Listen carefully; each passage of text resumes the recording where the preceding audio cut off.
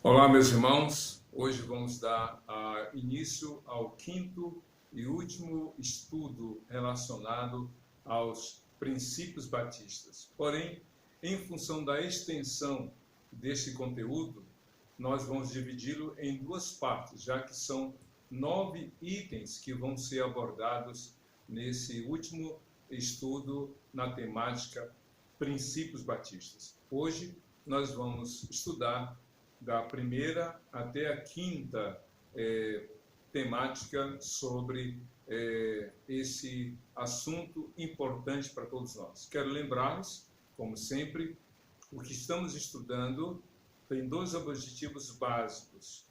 Primeiro, fortalecer as nossas convicções cristãs. Precisamos saber o que cremos, precisamos também saber explicar o que cremos.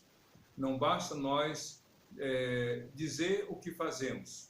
Nós temos que também explicar as razões pelo que fazemos. Os princípios bíblicos, ou melhor, os princípios batistas em particular, têm essa característica. É o modo de fazer. O que é que nos leva a agir desta ou daquela maneira? O que é que nos fundamenta em nossa prática cristã? Então, os princípios têm a ver com isso, com as nossas práticas e a fundamentação para cada um deles.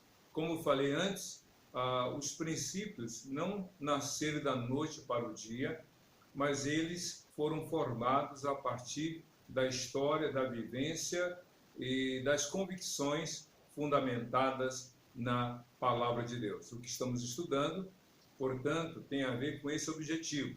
É por isso que nós ratificamos que os princípios bíblicos que estamos estudando, os princípios batistas, são princípios bíblicos e tendo como primário objetivo exatamente o fortalecimento da nossa fé, mas o segundo objetivo é que esse conhecimento, esse conjunto de informações também nos dê base para, no dia do concílio, sermos devidamente examinados por outras igrejas, pelo concílio de igrejas, para que sejamos em Duque de Caxias, em breve, para a glória de Deus, uma igreja realmente forte, convicta, atuante e relevante na cidade e no mundo, porque é isso que nós cremos. Nós não estamos para nos entretermos, nós não estamos realmente para nos agradarmos, mas estamos aqui com um propósito. A gente vai ver isso hoje de forma mais detalhada nesse estudo. E o que nós vamos estudar, como vocês já sabem, é um compêndio de informações da revista Impacto Realidade Batista, que foi publicado no ano de 2001 em Niterói, pela nossa querida e amada convenção. Então vamos dar início então a esse estudo, abordando exatamente sobre a nossa tarefa contínua. O que quer dizer isso?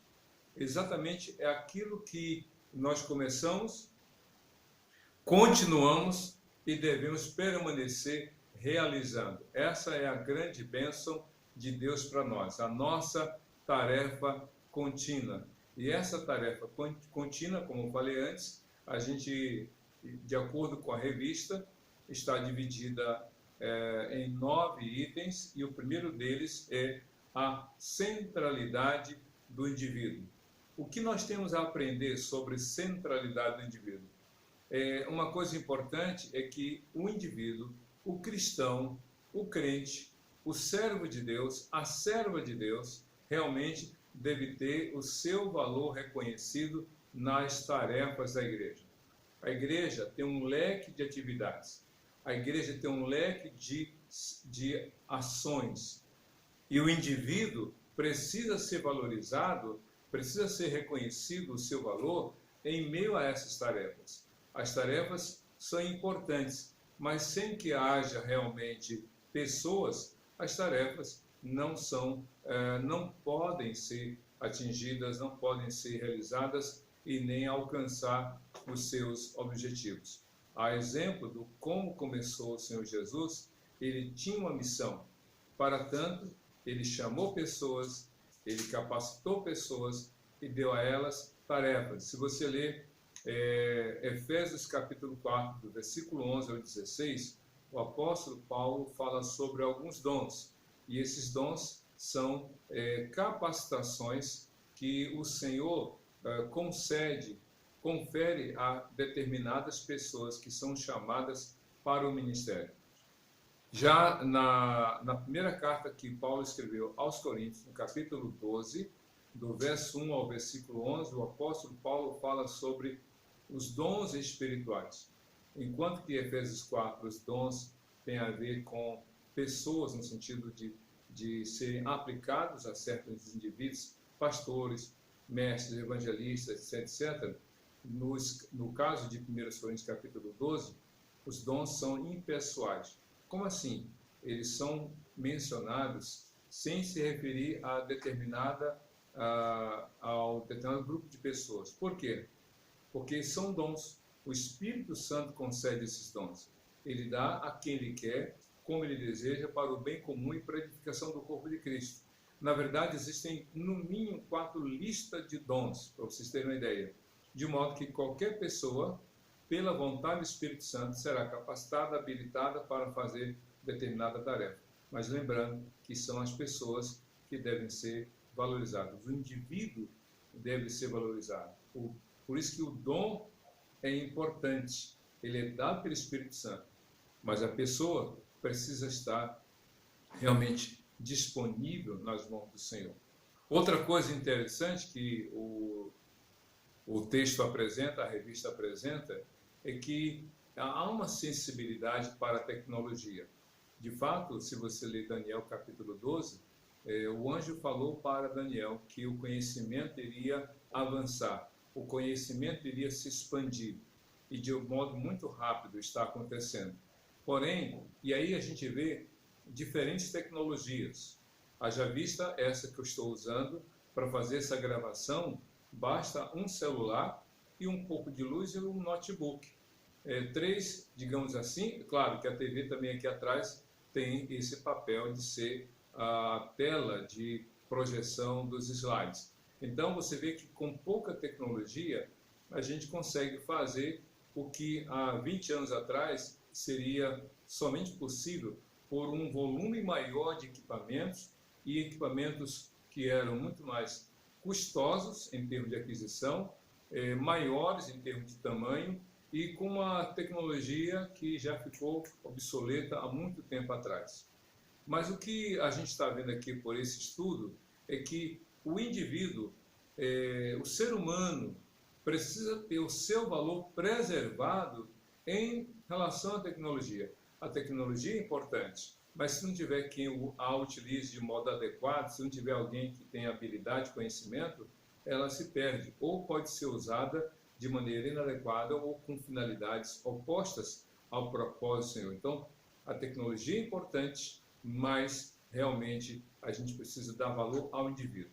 Deixa eu contar uma experiência que eu vi, que fiquei muito preocupado como a tecnologia pode ser avançada e muitas vezes mais valorizada que o indivíduo. Não vou citar o nome da cidade para preservar, mas eu fui com a minha família a uma cidade do Brasil, e naquele dia à tarde nós estávamos passeando no intervalo de um evento, e aí passeando por uma rua, a gente viu um templo muito grande, bonito, enorme, bem, digamos assim, equipado com poltronas, devia ali ser um espaço para 1000 pessoas, até um pouco mais, a nave do templo linda, um palco maravilhoso, um púlpito maravilhoso, e tinha uma tela, escute bem, tinha uma TV grande, nem sei o tamanho daquela TV. E aí, o que me impressionou é que ali tinha a transmissão ou gravação de um pregador daquela igreja, já que ali era uma filial daquela grande igreja a nível Brasil. E o pregador estava ali falando, pregando, só que não tinha ninguém. Não tinha uma audiência, não tinha um público, não tinha ali pessoas para ouvir. Não, o púlpito estava vazio, já que não tinha pregador, e o pregador da TV não tinha audiência. Ou seja, havia o uso da tecnologia, porém era algo muito distante, era algo muito, entre aspas, frio. Então, às vezes, a gente pode dar muito valor à tecnologia, mas não se importar com o indivíduo. E isso a igreja tem que cuidar. Outra coisa importante é que o cristão deve ser valorizado nas ações da igreja. Já falei isso em tempos atrás, que a ação da igreja é importante, porque ela tem um propósito. As ações não são um fim em si mesmo. As ações da igreja são meios para se chegar a um determinado objetivo, a um determinado alvo. Esse objetivo e alvo, como a gente vai ver, é definido, é dado cada um desses objetivos pelo próprio Espírito Santo, segundo a vontade do Senhor. Logo, a gente pode entender que as pessoas precisam ser valorizadas em relação à própria ação da igreja. A ação da igreja é realmente importante, mas é preciso dar valor ao indivíduo na sua realização. Outra coisa, ainda falando sobre o valor do indivíduo, né, nessa questão das nossas atividades contínuas, as pessoas são meios. As pessoas, os servos de Jesus, são meios. Ou melhor, deixa eu corrigir, as pessoas não podem ser usadas como instrumento, entende? Essa é a proposta. As pessoas realizam, através das pessoas, a igreja realiza os seus objetivos. Nesse sentido, as pessoas estão ali entre a ação da igreja e os seus objetivos. Mas as pessoas não devem ser usadas como meios e não apenas números, estatísticas. Porque se a gente considera as pessoas apenas como meio e estatística, como meio, uma vez atendido o objetivo, a pessoa pode ser descartada, o que é muito ruim. E com respeito à estatística, é só número. Cadê o indivíduo? Não, aqui é só a estatística. Se converteram 10 mil almas, mas onde elas estão? Não importa, o importante é que nós contabilizamos, não é isso. Então as pessoas precisam ser valorizadas em relação às atividades. A igreja realiza as atividades através das pessoas, mas as pessoas não podem ser usadas como simplesmente uma ferramenta. Não, é isso que a gente tem que observar. Outra coisa importante é que as atividades da igreja devem ser feitas através de quê? Através das ações dos servos do Senhor. Mas a igreja precisa atentar para as necessidades de cada um. Ou seja, a igreja faz as coisas, ela atende, ela realiza. Mas a pergunta é, realmente as pessoas estão sendo respeitadas, valorizadas em suas necessidades? Não adianta a igreja distribuir cesta básica, cobertor, alimentos, etc., sem se preocupar se aquilo que está sendo feito está atendendo de fato às necessidades. Jesus nos ensina, ele só fez aquilo que era necessário. Porque quando a igreja faz as coisas sem se preocupar se as necessidades verdadeiras estão sendo atendidas, a gente vai fazer, sabe o quê? A gente vai dar mais importância à ação do que realmente às demandas do indivíduo. A gente não vai estar valorizando. Vamos supor que a gente chegue numa região e começa a dar cobertor para as pessoas em situação de rua. Cobertores pesados. Mas para aí, estamos no verão. Como é que vai dar cobertor pesado? Isso deve ser feito no período frio. Entende? Isso é importante realmente a gente atender ou realizar atendendo às demandas individuais, porque isso que é relevante. Outra coisa importante que a gente vai valorizar agora dentro das atividades contínuas é a questão do culto. Culto, como já falei em outra ocasião, tem a ver com a questão da liturgia, a questão da adoração. E aí, uma coisa importante a ser dita é que, tanto no aspecto individual quanto coletivo, o culto realmente deve ser uma expressão de fé. Cada vez que a igreja realiza o culto, hoje a gente está realizando cultos de modo virtual, né, através das redes sociais. Muitas igrejas estão fazendo isso e eu fico maravilhado. Aqui palavra pessoal, fico impressionado como Deus tem despertado, mobilizado irmãos, irmãs, seminaristas, pastores, diáconos, líderes de igreja, de modo geral, para comunicar a palavra a tempo e fora de tempo, de modo criativo, de modo já padronizado. A gente está vendo o evangelho sendo pregado. E a gente vê, através das redes sociais, antes, já existia agora mais ainda, diferentes modos, o culto individual, o culto coletivo. Hoje em dia, as transmissões dos cultos, às vezes acontecem no modo individual, quando um só conduz toda a programação, por questão de preservação dos riscos de contaminação, ou num grupo pequeno, dependendo das condições, a gente vê a participação. Antigamente, antes da quarentena, a gente via as transmissões ao vivo das igrejas cheias. Então, seja no aspecto individual ou no aspecto coletivo, o culto deve expressar a fé na adoração ao Senhor. A adoração ao Senhor deve ficar evidente como propósito primário, básico da adoração. Outra coisa também importante, falando sobre o culto, é que o culto deve ser também uma forma da renovação da comunhão com Deus. Veja só, a gente sabe que a comunhão do homem com Deus é por meio de Jesus. Isso é inegociável. Através da fé em Jesus, nós somos reconciliados com Deus e nós passamos a ter plena comunhão com Ele. E o culto deve proporcionar esta renovação da fé. Não é o culto que nos leva a ter comunhão com Deus. Não é isso que eu estou dizendo. O culto deve ser uma forma de manifestação de fé e de ratificação, de fortalecimento da comunhão com Deus. O Salmo 122, no verso 1, diz: alegrei-me quando me disseram, vamos à casa de Deus. Naquela época, a casa de Deus era o templo. O templo era o lugar onde os hebreus iam para adorar a Deus. Hoje, na época da igreja primitiva, o cristianismo saiu do judaísmo, logo o cristianismo deixou o templo, porque o templo ficou para os judeus. Então, os cristãos passaram a adorar a Deus em casas e diante das perseguições, até em esconderijos, escondidos, ocultos do olhar da censura e da crítica dos homens, do império principalmente.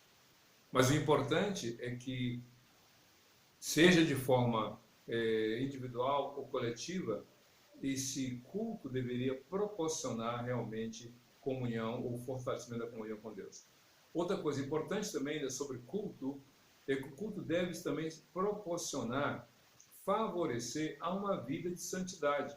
Ou seja, o cristão não deve sair do culto menos disposto a servir a Deus, menos disposto a adorar a Deus, menos disposto a se comprometer com Deus. Ao contrário, o cristão deve dizer: Senhor, eu quero fazer mais a tua vontade, eu quero orar mais, eu quero ler mais a Bíblia, quero aprender mais do Senhor. O cristão não pode sair do culto menos disposto do que entrou, não pode sair pior do que veio.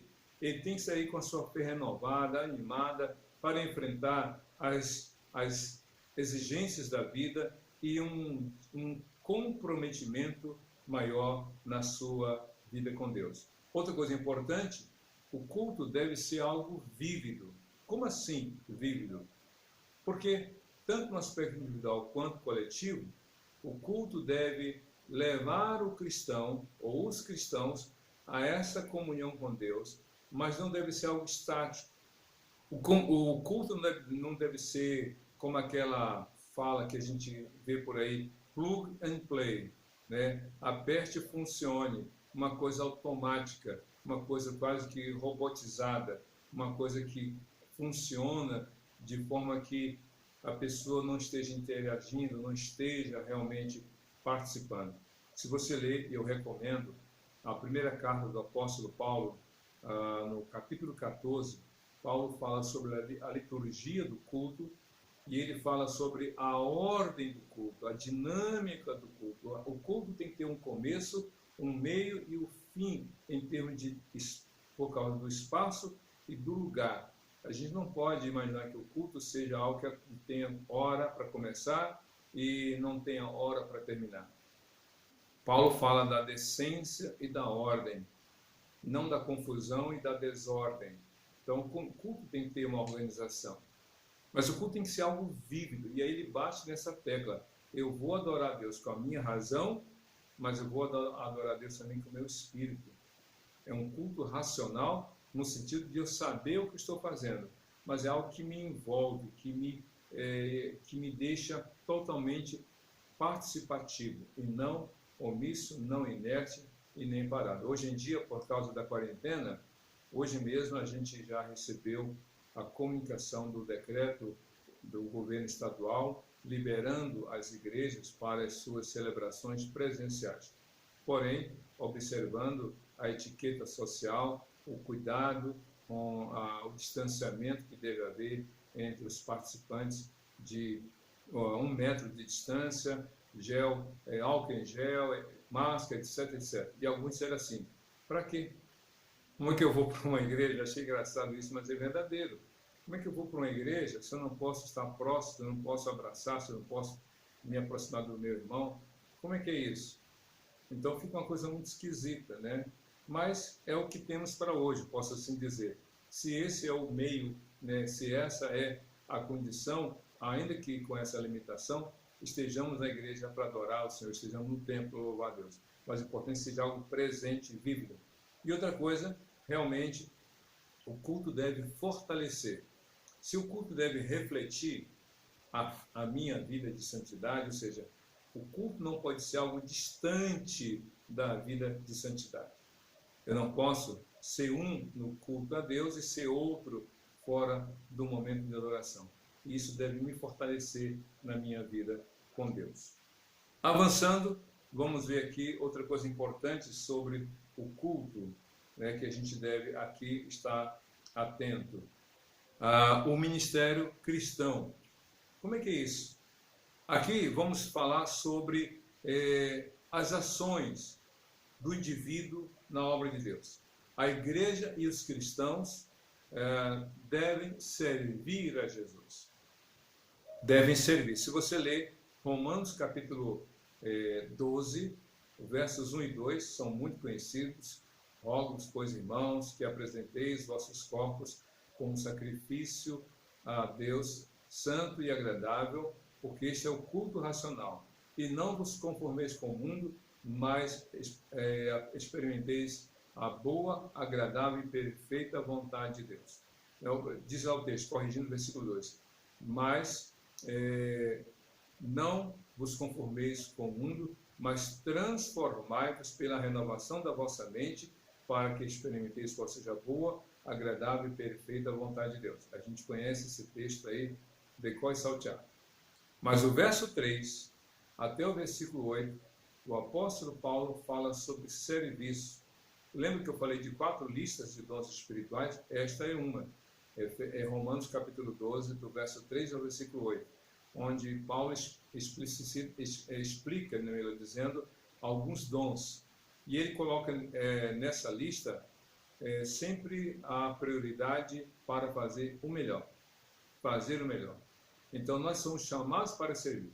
Se você ler Mateus capítulo 20, Jesus fala o seguinte: porque assim como o Filho do Homem não veio para ser servido, mas dar a sua vida, mas para servir, para dar a sua vida em favor dos homens.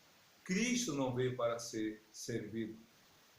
Ele veio para servir. O Filho de Deus em carne e osso, Deus em pessoa, servindo. Então, se ele serviu, como é que nós não vamos servir? Se ele fez o melhor por nós, como não vamos fazer o melhor por ele? Então, todos nós, como igreja e como cristãos, como igreja e membros dela, nós temos que realmente servir ao Senhor.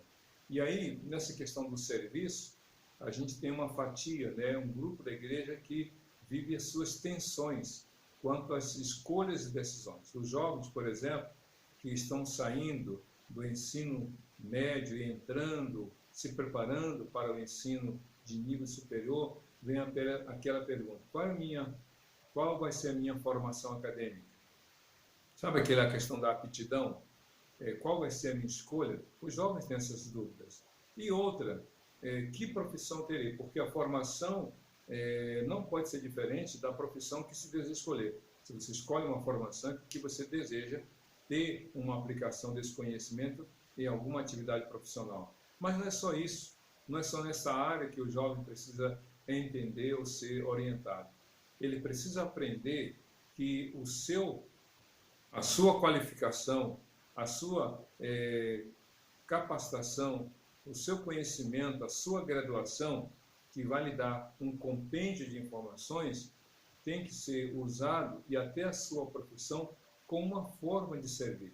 Uma vez eu falei e eu repito: há pessoas que fazem da sua profissão uma missão. Como assim? É o professor, é o advogado, é o pedreiro, é o carteiro, é a costureira. Qualquer profissão digna, respeitada, pode ser usada e deve como forma de evangelização. Qualquer profissão. Eu sou um cristão, eu sou uma cristã. Então, seja qual for a profissão que eu, como cristão, como cristã, venha exercer, eu falo de modo geral, então, que seja uma forma de realmente aplicar na obra de Deus. Por isso que muitos profissionais fazem da sua profissão uma forma de realmente compartilhar o Evangelho. Mas tem outros que fazem da sua missão a sua profissão. Como assim? É o pastor, é o líder do ministério infantil, que são pessoas consagradas e que lidam no ministério de adoração, e assim, pessoas que foram chamadas para o ministério e, através do seu ministério, têm o seu sustento e servem ao Senhor. Então, profissão transformada em missão é ganhar pessoas através do seu ofício, como Paulo era fazedor de tendas e evangelizava enquanto trabalhava. Ou pessoas que fazem da sua missão a sua profissão. Paulo fala: digno é o trabalhador do seu salário, e aquele que trabalha de forma honesta deve ter direito a duplicada honra, ou seja, deve ser valorizado no seu sustento. É isso que a Bíblia coloca. Pois bem, outra coisa importante é que o serviço cristão é um chamado para todos. A gente já falou isso, mas eu quero repetir. O serviço cristão é um chamado para todos. Se você tem um chamado para o ministério pastoral, para o ministério diaconal, ministério de crianças, infantil, música, etc., etc., é um serviço. E mesmo que você não tenha nenhum cargo na igreja, você pode servir ao Senhor. Quem aceita um cargo tem uma responsabilidade maior, porque foi chamado, foi convidado, foi eleito, então tem uma missão maior, tem uma responsabilidade maior. Mas quem não foi chamado, não foi eleito para nenhum cargo, não está impedido de servir. Pode servir também como pessoas que vão somar com um determinado ministério. A igreja consagra pessoas ao ministério? Poderia ser feita uma pergunta assim? Claro, eu sou pastor, antes de ser, fui seminarista, e Deus me chamou para o ministério, eu fui consagrado no ministério pastoral, e esse ano eu vou completar 30 anos de consagração no ministério pastoral. Já são 3 décadas, é muito tempo. Mas feliz porque esse foi o chamado de Deus para mim. Outros têm outros chamados. Mas o importante é que a igreja, já entrando no último item, a igreja precisa ser criteriosa na escolha, né, na consagração. Paulo fala isso em uma de suas cartas. Não, fala para Timóteo, não imponhas as mãos precipitadamente. Por quê? A gente tem que ter critério, né? A gente tem que ter cuidado. Eu quero ser líder, mas para aí, como é a sua vida? Como é que você está vivendo? Eu quero fazer parte de tal ministério, mas para aí, você realmente é crente? Você é um servo de Deus? Você dá testemunho? Então é isso que a gente tem que ter critério, e a Bíblia nos instrui a este tempo. E o penúltimo assunto para hoje, que a gente vai ver, é sobre evangelismo. Como é que é isso? Esse é o último tema, falando de atividades contínuas, ou seja, atividades que a igreja deve fazer constantemente. Então, evangelismo. A gente já sabe, a gente já falou sobre isso, só quero ser específico em alguns temas. Evangelismo é falar do juízo e da graça de Deus em Jesus. São dois temas diferentes. O juízo e a graça. O juízo de Deus sobre todos os homens. Todos somos pecadores. Falando de modo geral, todo homem é pecador. E por causa dos seus pecados, todos estamos condenados realmente ao inferno. Mas a graça de Deus se manifestou em Cristo Jesus. Então, evangelizar isso, olha, você está condenado ao inferno, mas em Jesus você pode ser salvo. Segunda coisa, essa ordem de evangelizar foi dada por Jesus a todos os cristãos. Vão pelo mundo inteiro e pregam o evangelho a toda criatura. Marcos 16:15, Cristo falou sobre isso. Vão e evangelizem todo mundo. Mateus 28, versos 18 a 20. Ou seja, todo cristão deve ser um evangelista. Todo.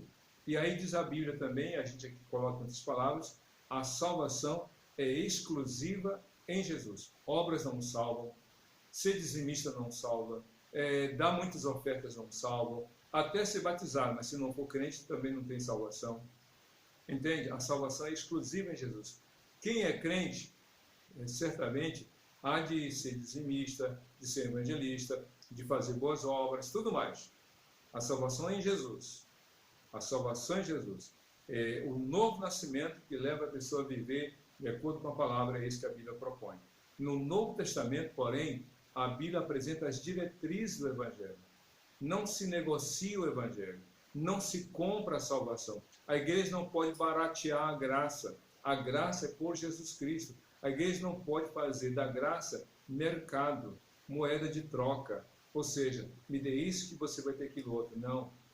O Evangelho tem que ser pregado de maneira verdadeira, de maneira honesta, de modo que as pessoas saibam o que elas estão ouvindo, entendam o que está sendo pregado e de forma convencida pelo Espírito Santo, elas se convertam e creem em Jesus. É isso que a gente entende e a gente fica então com essas informações por hoje. Nós vamos orar pedindo a Deus que Ele abençoe a sua vida e da sua família. Vamos orar?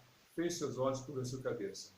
Senhor Deus, muito obrigado por esse dia, pela oportunidade de compartilhar a Tua palavra, de passar esses conhecimentos e oramos para que Teu Espírito Santo confirme na mente e no coração de cada um de nós aquilo que está fundamentado na Tua palavra, para que vivamos segundo o Teu querer. Nós te pedimos e te agradecemos em nome de Jesus. Amém. Que Deus te abençoe e te dê uma semana maravilhosa sob os cuidados do Senhor. Até o próximo estudo. Amém.